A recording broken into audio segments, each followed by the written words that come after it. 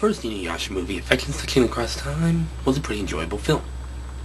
What about the second movie? Well, one way to find out.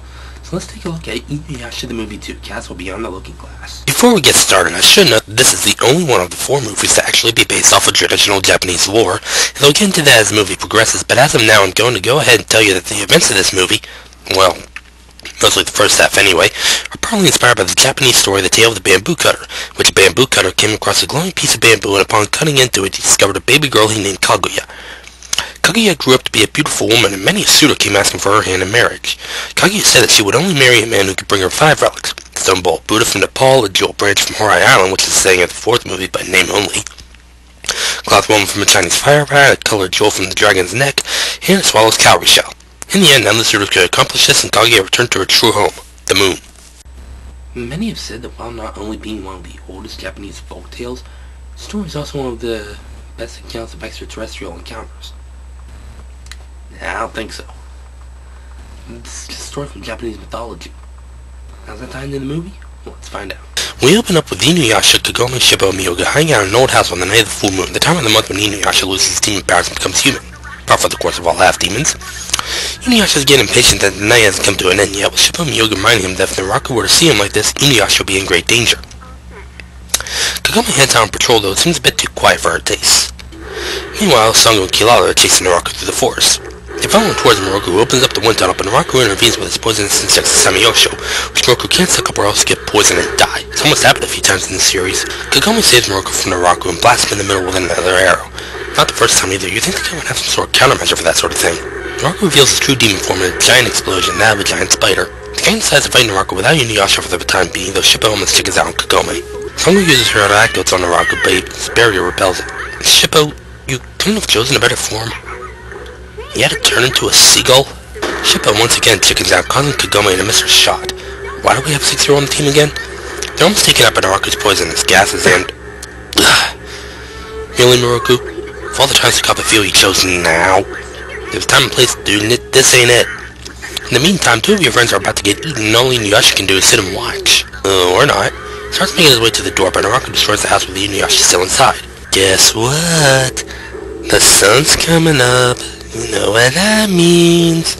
Means it's time to kick some ass. That's right, boys and girls. Inuyasha's got his demon powers back and shows it off by using Tatsuga's barrier-busting powers, which he got after destroying the clan of demon bats, to destroy Naraku's barrier. That's again his cue to lay on the smackdown hit by boomerang, staff, fox magic, arrows, or swords. Naraku tries to absorb Inuyasha into his body, but Inuyasha ain't having none of that shit. It was a pretty creative move. Sango tosses both of Yoraico and Naraku's staff at Naraku, chopping him in half, and while he's distracted by that, Inuyasha finishes him off with the wind scar while Kagome shoots him with a sacred arrow. Wait a minute. The events of this movie are set during the later parts of Season 3 or the early to middle parts of Season 4 at the latest. The crew is just now defeating the big bad of the series. Considering that I said there are 8 seasons of the anime and 56 volumes of the manga, so a story to cover. But if I know Naraku, and I do, you can already see where this is going, so I'll stop talking about that. What I won't stop talking about is the fact that now that Naraku's dead, Naraku is no longer suffering from the curse of the wind tunnel. Naraku's death doesn't go unnoticed by just our heroes, of course. Kikyo notices it, Shomaru notices it, making its customary 2-second cameo in this movie. Damn it, the most badass character only gets a 2-second cameo. Sango's undead younger brother Kawaku notices it, as do Naraku's 2 incarnations, Kagura and Kana.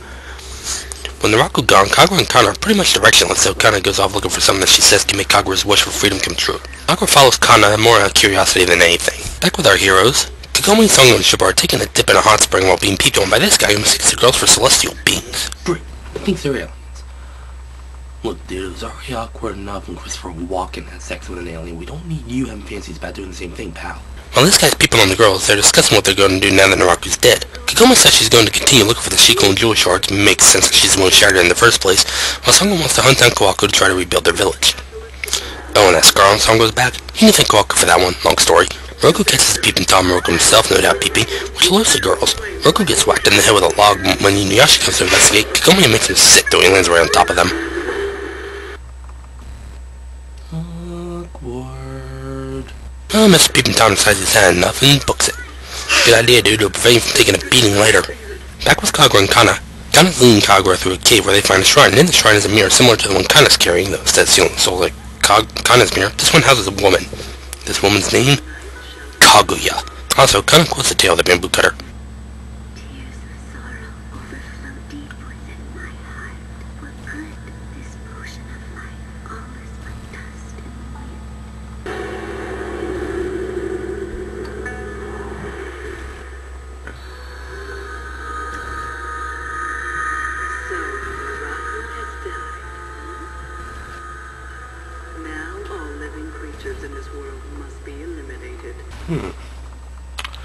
Her voice sounds familiar. A quick wiki search shows that Kaguya is voiced by...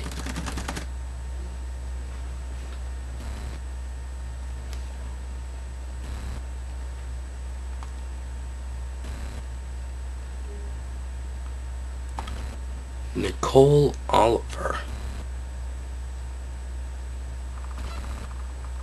Princess Celestia? Zoe Trent?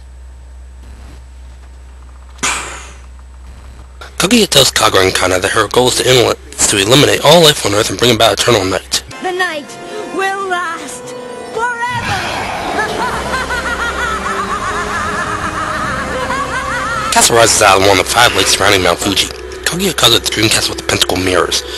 Pretty elaborate setup if I do say so myself, certainly befitting of a princess. Kaguya promises Kagura everlasting freedom, and Kagura agrees if only because it gives her something to do. Back in the modern world, Kagome is in class where the students are getting a lecture on, guess what? The tale of the bamboo cutter. Ha! Told you I played a part in the story, didn't I? Well, actually, Kagome's not partaking in class because she's fast asleep.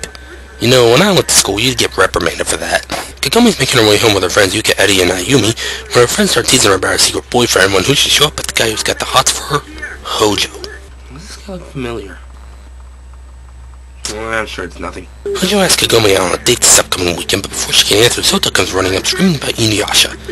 Kagome tries to pass off Sota's ramblings, nothing important, drags the poor kid off. They come to a stop in front of Lola's pet shop where the dogs are throwing a hissy fit.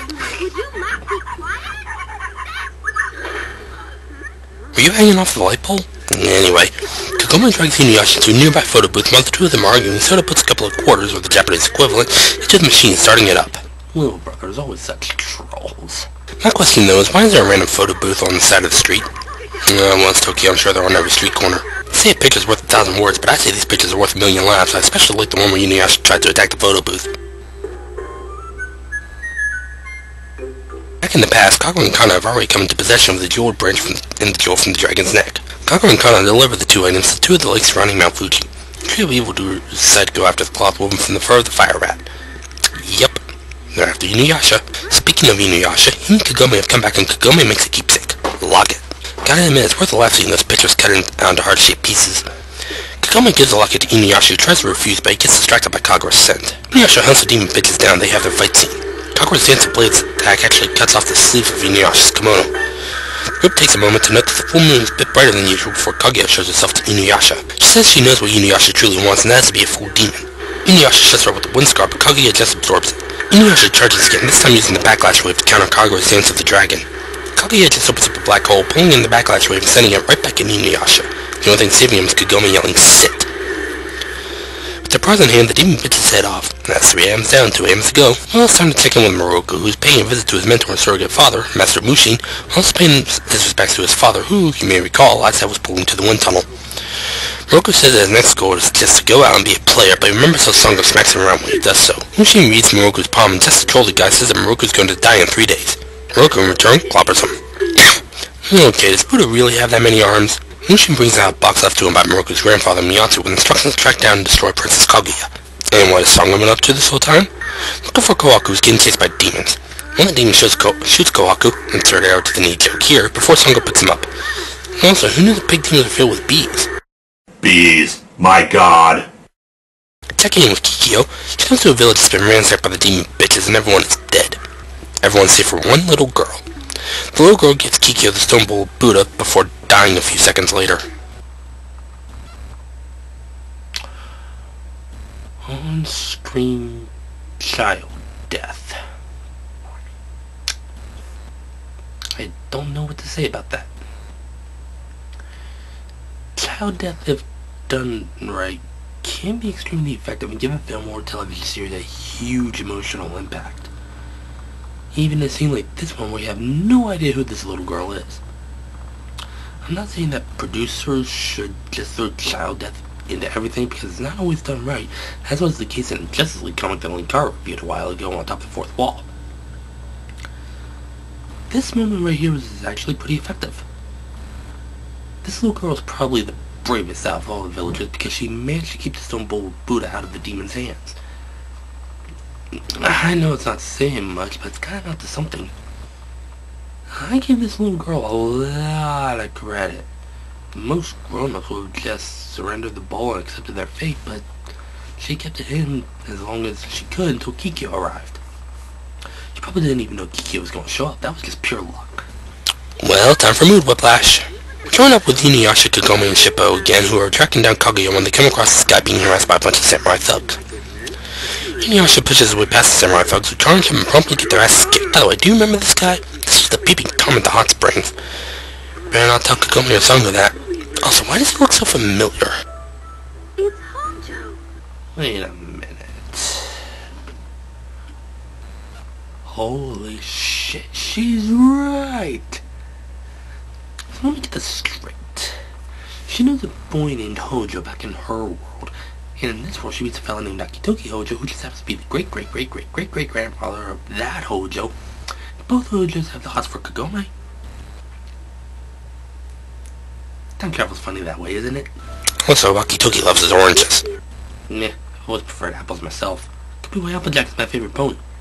That or her hat. The thing is, though, this Hojo is a total klutz. He'll probably trip over a ladybug if he came across one. Instead of a ladybug, he trips one on the samurai, dropping his oranges in the river and revealing the sash called the Celestial Rope, which he says he has to take to the top of Mount Fuji and throw it into the crater to rid his family of bad luck. I want to point something out right now. Hojo is the only character in these movies, other than the main cast, obviously, to reappear in the series, with a similar goal, in a filler arc, and demon ninjas hunting him. I'll let that sink in for a moment. Later that night, Moroku summons Hachi for a visit, and he and Moroku lament that the moon has been full for every night for almost a week. Moroku mentions the same thing happened 50 years ago when his grandfather battled Kaguya. Well, they don't exactly know if the story involves Kaguya, at least not at this point, so Hachi presumes that Moroku is talking about Naraku, even asking about the wind tunnel being gone, believing that with it gone, Moroku can't bribe him for anything anymore. That still doesn't stop him from convincing Hachi to take him to his grandfather's grave.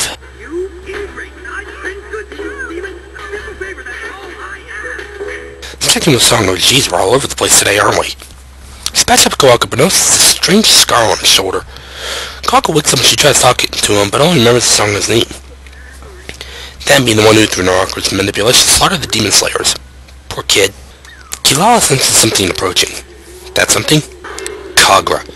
Sango thinks she's here for Kawaku, but Kagura is really here for the smallest coward shell that Kawaku has. She also sarcastically offers the hand of friendship towards him, and while friendship is magic, I won't accept it from this bitch. If you knew her like I knew her, you'd understand. Someone sends Kawaku to get her that goes, but before he can get it, Kagura levels the place with a dance of the dragon, taking the shell in the process. Well, that makes 4 items down, just more to go. That's leading up to something. All Kawaku says will happen is that the spell will be broken. Back with Inuyasha, Shippo, Kagome, and Nakitoki, they're all sitting around having lunch and wondering if there will be another full moon. Found by Inuyasha, it just means he won't turn into a human for a while. Hojo explains that the Celestial Robe once belonged to an immortal being before being entrusted to the Hojo clan. Kagome deduces that this is the story of Princess Kaguya.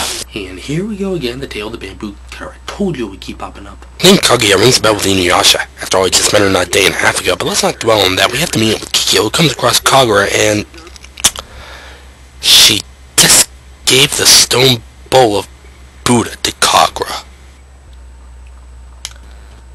What?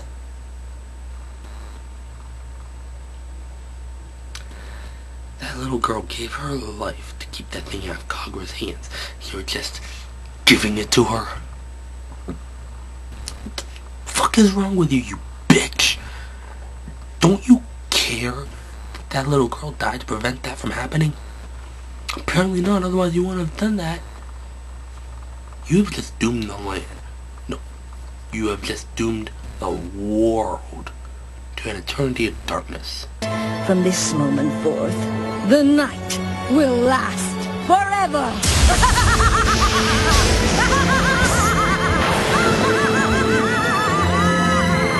Way to go, you bitch. You deserve an award. Moroku and Hachi met up with an old man who knew Moroku's grandfather. Kagome explains that Miyatsu once bowed Kaguya and sealed her away in the mirror to keep her from bathing the land of perpetual night. Well, thank you, Kikyo. It's all 5 items accounted for, and that's all it takes to free Kaguya from the mirror. But Kaguya's not done with Kagura and Kana yet. They still have something to do. Inuyasha and the gang have set up camp for the night. Kagome's studying, brushing up with the tail of the bamboo cutter, while Inuyasha stokes the fire and Nakitoki and Shippo are off talking. Once Nakitoki reveals that he was the one peeping in on Sango and Kagome, Shippo promises to keep his mouth shut if Nakitoki will be his personal servant. Kid's an extortionist. As Kagome and Inuyasha are talking, Kagome sees a shooting star and decides to make a wish on it. She's 15 years old and still wishes on shooting stars. I haven't done that since I was 9, but I guess that's just me. She and Inuyasha start talking again. It's mainly about Inuyasha wanting to become a demon and... That's ridiculous. What's so ridiculous? Can't you be a little serious?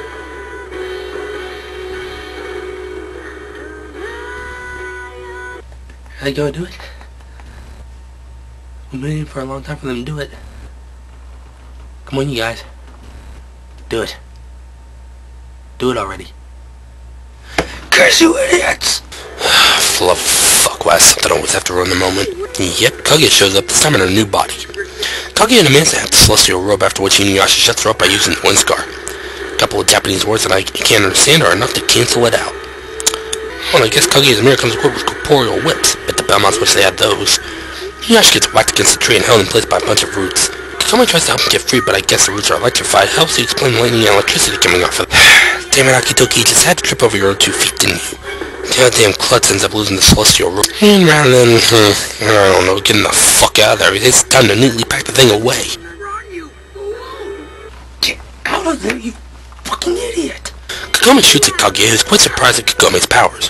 Kagome shoots another arrow at Kaguya, which she simply absorbs with her mirror, before spitting it back out, aiming the arrow at Inuyasha. Kagome puts herself between Inuyasha and the arrow, while Nakitoki tries to intercept it with the celestial robe, but it's all for naught. Kagome takes the arrow to the back, and, well...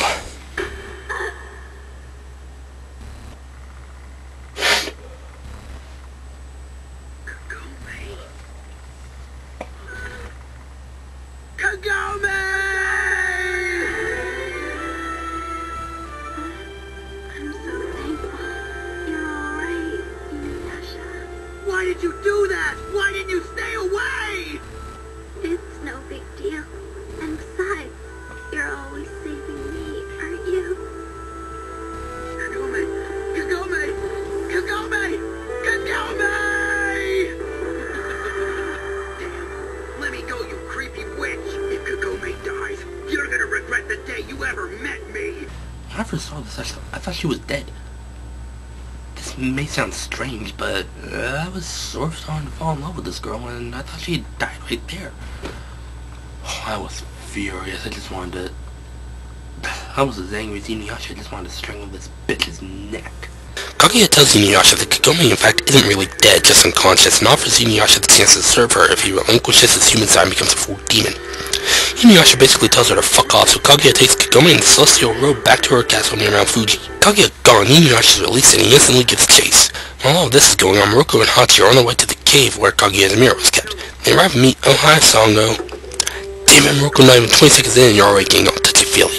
You deserve that slap, you dumbass. They arrive at the shrine and find the mirror gone. A little late to the punch there, guys.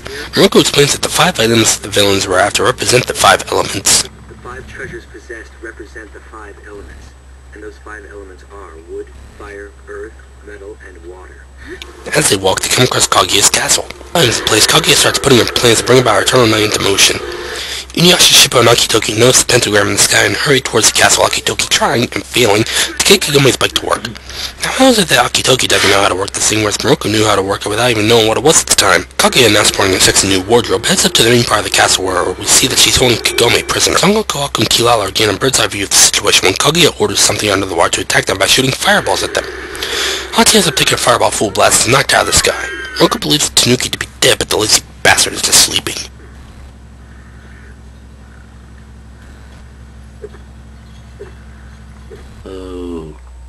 Okay.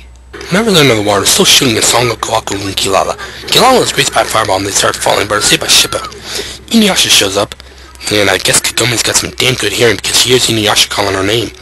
This is enough to wake her up, get rid of the arrow, and close up her wound. Somehow. Magic, I guess.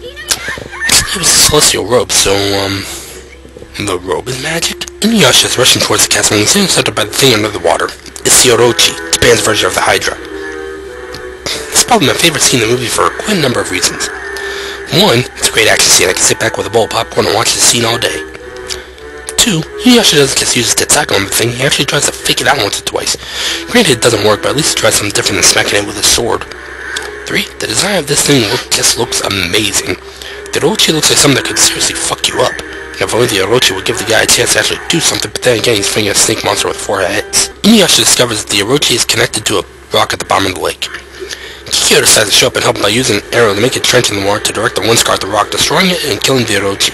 Thanks, Kikyo, you're still a bitch. When Inuyasha's fighting the Orochi, Kaguya reveals that she knows that Kaguya isn't who she says she is. Turns out this woman is Kaguya in name only, a demon who killed the real Princess Kaguya.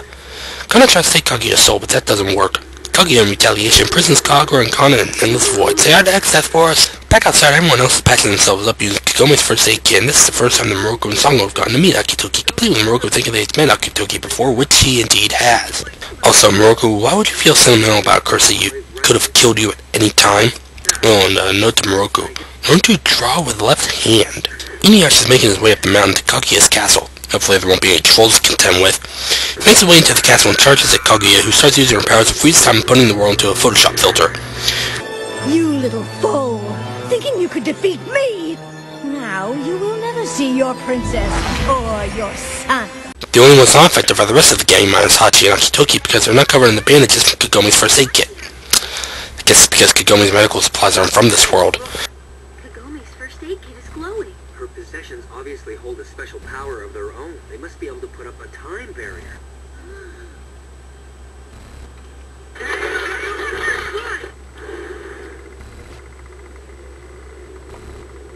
Aw, these things are making my eyes sting. Don't you think we might have gone a little overboard? Perhaps just a little. Okay, that's worth a chuckle. Inuyasha, meanwhile, is TKO. He gets to his feet and we see that he's immune to Kaguya's time-stopping effects thanks to Kagome's locket. Inuyasha uses the power of the Red Tet Saga to try to break through a barrier, but it doesn't work, and the world starts to melt. Turns out it was all an illusion conjured up by Kaguya. So, she's a reality-warping being who wants to bring about perpetual night. See, people? This is what happens when Discord and Nightmare Moon have a kid. Inuyasha is getting over the shock of it all when he meets up with the rest of the gang. He shows the rest of the crew that the castle is actually a reflection in the frozen lake, which is now acting like one big mirror. He uses the Red Tet Saga to make a hole in the mirror, and they all jump into it, dumping them off at the castle. Back at the main part of the castle, Kagome and Kaguya start trash-talking each other, but I guess Kagome's had enough of this bitch's shit. The whole heart-to-heart is interrupted by Inuyasha. Kaguya takes one of her hairpins, which transforms into a wicked-looking sword, and the fight is on. One thing I can say about this fight is that it's more involved in the fights than the last move. During the scuffle, Kaguya tosses the Tet Saga aside. The rest of the crew try to attack Kaguya, but their weapons turn out to be horribly ineffective, so they rush her head-on, only to get thrown back thanks to Kaguya hurling the Hiraikos back at them. Inuyasha comes at Kaguya with just his claws, but Kaguya stops him by piercing his chest. She tries to do the same to Naraku, but it's lucky staff is there to stop him. Or not. And hey, gotta get Shippo props for trying to get in on the action. Too bad he chickens out. Kaguya uses her mirror to remove Inuyasha's human form from the equation, turning him into a full demon despite Kagome's pleas not to transform. Sango tries to break the mirror, but Kaguya stops her by pinning her to the pillars. Naraku, you can't talk about this one, it's not going to work. Naraku convinces Kagome she's the only one who can stop Inuyasha from changing into a full demon, and she has Shippo release her by using the Shiko and Jewel Shards. She runs up to Inuyasha and... Inuyasha! I'm begging you, please don't change.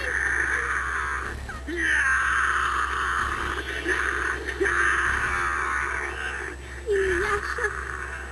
Try what you will, your efforts are in vain. The human heart he possessed is locked inside this mirror. He will never be a half-demon again. Kagome, get away from him! You'll be killed! I love you as a half-demon, Inuyasha! To be honest, I like you just the way you are. There's nothing wrong with staying just the way you are.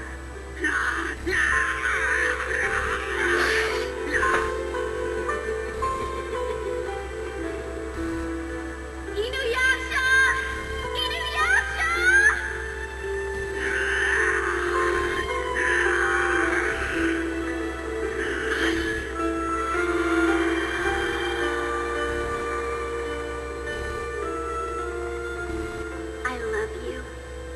love you as a half-demon. What's the matter, Inuyasha? Why the hesitation? Onbo jishitabuda hanayama.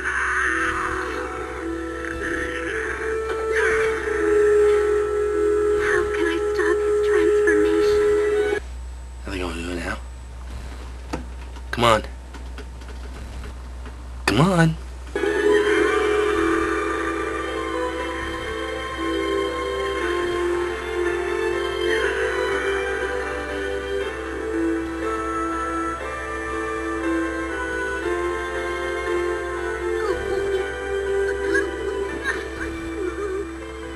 Kagome, free the beast of carnage that lives inside you. And once you are a full demon, bring me the flesh of that girl. Inuyasha, you Well, it's about bloody time. Kagome's kiss causes Inuyasha to go back to his normal self, shattering Kaguya's mirror in the process. Naraku, has anyone ever told you you're an idiot? Inuyasha takes back to its side again. It's time for round 2, but not before the red particles in the air come together to fix Inuyasha's kimono because, magic, I guess? I don't know. Okay, now it's time for round 2. Fight! The one scar totally destroys Kaguya's arm. Too bad she can regenerate. Inuyasha and Naraku surmise that Kaguya is no different from Naraku and that taking him down would be easier. Yeah, I doubt it. Kaguya's shoulder starts hurting something fierce. Quick glance at it shows that it's now marked with a spider-shaped scar. Oh, shit. And the wind tunnel comes back. Oh, double shit. And Naraku bursts out Kawaku's shoulder. Oh, mega shit. You see, this was all Naraku's plan. He knew that Inuyasha and the gang would defeat him, so he set the whole thing up in advance, knowing that Karin would lead Kaguya to Kaguya's mirror and free her, helping her retain her ultimate power so that when the time came, Naraku could reveal himself and absorb Kaguya into his own body and take her power. Bit convoluted, wouldn't you say? Be a whole lot easier to track down the mirror yourself, wouldn't it? Someone gets ready to cut Kawaku away from Naraku, but Naraku stops her, getting her out of the way before Naraku can absorb her. Yeah, that's how Naraku gets his powers, by absorbing other powerful demons and taking their powers. It's sort of like Cell in that regard. Naraku tries to absorb Kaguya, but she just blasts him away with her mirror. Flawless victory. Fatality. Oh, and the castle starts to collapse around them. Just what they didn't need right now. Naraku is nowhere to be seen. Roku guesses that Naraku is once again pulling a David Xanatos. How? Because if the gang destroys Kaguya, then Naraku will take her powers, but if they knew nothing, then Kaguya kills the gang and then Naraku takes her powers. Either way, Naraku wins. Inuyasha decides he's had enough of this bullshit and charges at Kaguya again. He uses the wind scar which Kaguya absorbs into her mirror. They meet and start fighting again while Kagome has Shippo changed to a bow. Kaguya uses the attack she used on Naraku, but Naraku pulls Inuyasha out of the way with the wind tunnel before Kaguya can even use it.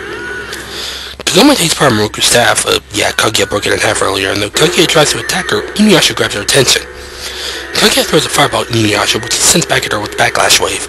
Kaguya's mirror absorbs the backlash wave and sends a red peck at Inuyasha, nearly obliterating the castle in the process. Inuyasha charges at Kaguya because her frontal attack is the only option left. And that piece of Naraku's staff that Kagome took earlier, she's using it as a makeshift arrow with Shippo as the bow. This actually helps Inuyasha's wind scar by giving it a direct path to Kaguya, ripping off the celestial robe and shattering the mirror and giving the wind scar the opening it needs to destroy Kaguya. The castle continues to crumble around them, and as they make their way to the exit, they're intercepted by this dark cloud, which is actually Kaguya's true form. She takes Kagome so that she can use her body as a new vessel. Naraku shows up again and starts trash-talking Kaguya. Inuyasha uses the wind scar on Naraku, once again destroying his body, starting to see a habit here, while Naraku pulls Kaguya into the wind tunnel.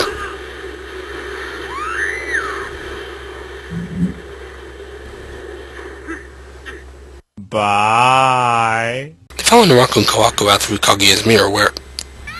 Okay, did that really happen or was it all just a dream? Oh, I guess it did really happen. Okay then. Naraku ends up having another idiot moment, talking about how beautiful Kaguya was right in front of the song, and the movie ends before we get to see the aftermath. Well, that's that. This is probably the most abstract of the 4 movies. Most of the time, mostly during the final third, I'm not sure if what's going on screen is real or if it's an illusion conjured up by Kaguya.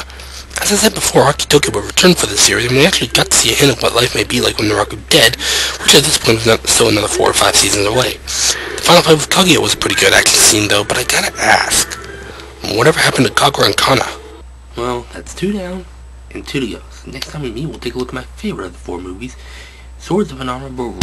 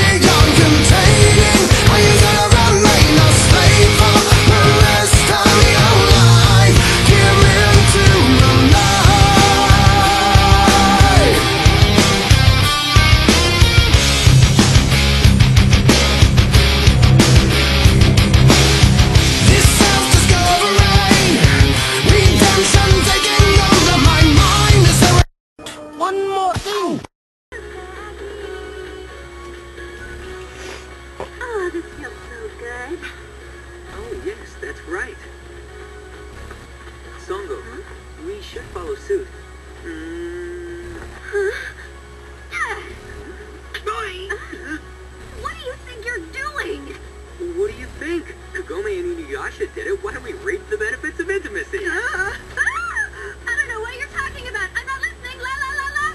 It wasn't like I wanted to do it to ya. What exactly is that supposed to mean? I meant it wasn't my idea. I mean, you're the one who forced yourself on me, remember? Inuyasha?